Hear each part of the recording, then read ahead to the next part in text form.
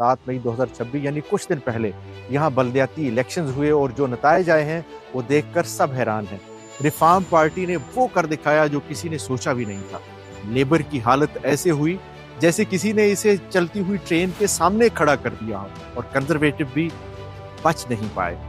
तो आज हम पूरी तस्वीर देखेंगे, नंबर गेम के साथ, कौंसल्स के नामों के साथ, और 2029 के आम इंतखाबात में क्या बनेगा, क्या होने जा रहा है। तो चलो शुरू करते हैं पहले बुनियादी बात से। 7 मई 2026 को इंग्लैंड की 136 कौंसल्स में इलेक्शन हुए। कुल 5066 सीटें थीं।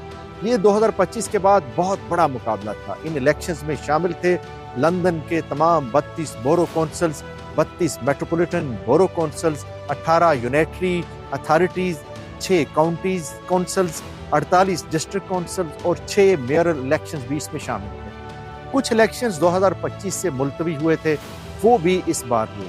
यानी ये बहुत बड़ा वसी इंतखाब था।